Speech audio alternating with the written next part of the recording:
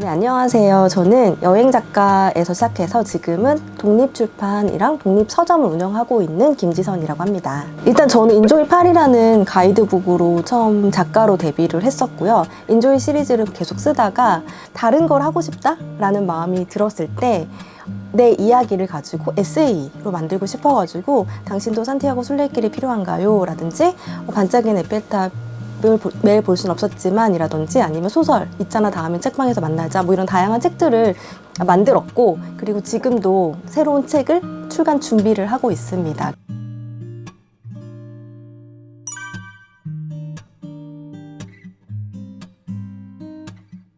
그 책은 책 뒷면에도 좀 담겨 있는데 떠나지 못할 사람들에게 전하고 싶은 책이라고 제가 한마디로 딱 말을 하고 있거든요. 그 떠나지 못한다는 거는 여러 가지 의미가 있을 것 같아요. 진짜로 산티아고 순례길로 떠나지 못하는 사람이 있을 수도 있고, 혹은 지금 내가 살고 있는 이 일상을 탈피하고 싶은 근데 떠나지 못하는 그런 것들이 있을 수도 있고, 혹은 원하는 것이 있는데 그거를 하지 못하는 그런 사람들이 있을 수 있을 것 같아요. 그런 모든 사람들에게 이런 길도 있다, 이런 방법도 있다, 혹은 너가 지금 살아가는 게 나쁘진 않다라는 그런 이야기를 좀 전하고 싶었던 그런 에세이예요.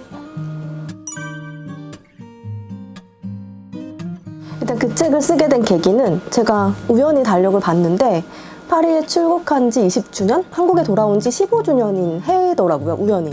그래가지고 올해가 그 책을 낼 수 있는 가장 좋은 뭔가 핑계가 되겠다라고 해서 어떻게 책을 만들까라고 고민하다가 그 당시 제가 블로그랑 그리고 제가 적어놨던 일기장 많진 않았어요, 글들이. 그런 것들을 다 수집을 했어요. 그랬더니 그 책 한 권이 나왔는데 그리움이라고 표현했지만 왜 그런 말을 했지? 혹은 내가 왜 이런 생각을 했지라는 게 전혀 매칭이 안 되는 거예요. 지금의 나와 이걸 어떻게 해야 될까? 지금 내 생각을 담아야 되나? 라고 고민을 하다가 아니야, 그때의 나를 그대로 표현하자 라고 해서 20대의 그 감정을 그대로 담았는데 그때 감정이 좀 달라지긴 했어요. 그래서 어떻게 보면 그리움이라고 느낄 수 있겠지만 어떻게 보면 나에게 되게 낯선 모습인 것 같아요. 새벽의 감성을 하나로 모아놓은 곳. 새벽의 감성이라는 거는 그걸 아는 사람들 정말 소수밖에 없잖아요. 그런 소수들을 위한 책방을 운영해보자 라는 생각을 해서 집 JIP예요. 그래서 처음에 이름 질 때 .JIP라고 이제 이름을 지려고 했었어요. 그리고 나서 검색을 했더니 감성적인 공간이 아니더라고요. 책방하고 너무 안 어울리는 거여서 어떻게 해야지? 라고 생각하다가 그냥 한글로 집으로 바꾸자 라고 했더니 1집, 2집, 3집의 의미도 되기도 하고 하나의 압축 폴더이기도 하고 해서 굉장히 다양한 그런 표현이 나오더라고요.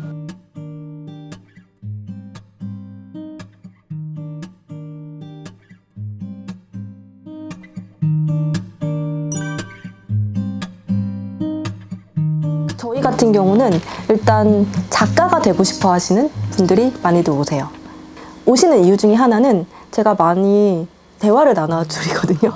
그러다 보니까 자기 책에 대한, 만들고 싶은 글에 대한 이런 이야기들을 많이 주고받고, 그러다 보면 자연스럽게 방향성을 좀 찾는다 라고 하셔가지고 그런 분들이 많이 오시고, 또 다락방에 있다 보니까 그런 공간에서 숨어 있으면서 좀 삐대면서 글도 쓰면서 잘 생각나지 않을 때 와가지고 대화도 나누다가 수다도 떨고 그러면서 또 모임도 자주 있거든요. 글쓰기 모임이라든지 독서 모임이라든지 아니면 여러 가지 모임들이 있어요. 그럼 모임들도 계속 오세요. 오시는 분들이 오셔가지고 계속 이야기 나누면서 감정들을 좀 풍부하게 만들어드리는 그런 역할을 하는 것 같아요.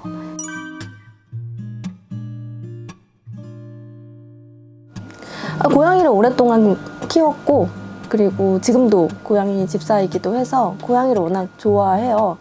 고양이들의 특성을 보면은 약간 숨어있고 싶고 남들한테 드러나고 싶지 않고 나만의 공간을 좋아하고 약간 그렇잖아요. 그런 것처럼 여기도 뭔가 야, 이런 곳이 있어 라고 말하지 않고 숨어있고 싶은 사람들이 혼자 와서 조용히 있다 가는 그런 공간이었으면 좋겠다고 생각해서 고양이 테마를 조금 가져가고 싶었고, 고양이 책들을 좀 카테고리를 분류해서 판매하고 싶었고, 그런 카테고리를 가지고 있다 보니까 너무 자연스럽게 고양이 집사들이나 고양이를 좋아하시는 분들이 손님으로 오세요.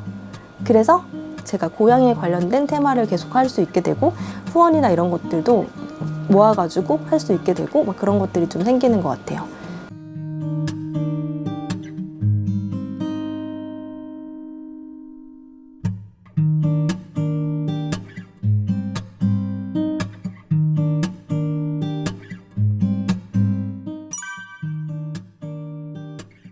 어려움이라고 하는 거는 방법을 잘 몰라서 그 어려움이 있었는데 처음부터 끝까지 하는 거에 대해서는 오히려 더 좋았어요. 기성 출판들을 계속 해왔던 입장이다 보니까 내 입맛대로 할 수 없는 것들이 많이 있었거든요. 왜냐면 출판사 관계자들, 판매를 실제로 해야 되는 사람들의 입맛에 맞춰서 맞춰줘야 되는 거고, 사실 그게 정답이라고 생각을 해요. 그래서 그렇게 생각을 했었는데 독립출판으로 딱 생각을 하니까 이제는 정말 내가 하고 싶은 대로, 내가 원하는 제목, 내가 원하는 사이즈, 내가 원하는 내용만 가지고 책을 만들 수 있겠구나 해서 너무 설레었어요. 근데 대신에 그 인쇄하는 거, 디자인하는 거에 대해서 방법을 잘 모르다 보니까 거기서 시행착오가 조금 있었긴 했었어요. 근데 첫 번째 만들었던 책은 아니었기 때문에 이미 앞서의 약간의 노하우, 근데 아직은 덜 다듬어진 노하우로 첫 책을 만들었던 것 같아요. 독립출판 기획하신 분들이 되게 많으세요. 저희도 요즘 많이 오시는데 그런 분들이 주로 많이 하는 생각 중에 하나가 과연 내가 할 수 있을까? 라고 생각을 많이 하세요.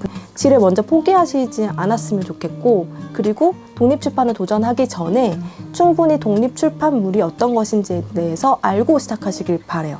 시를 쓰고 싶으면 시집을 먼저 읽어야 되고, 소설을 쓰고 싶으면 소설책을 먼저 읽어야 되고, 그리고 독립출판을 하고 싶으면 당연히 독립출판을 먼저 읽으셔야 된다고 생각을 해요.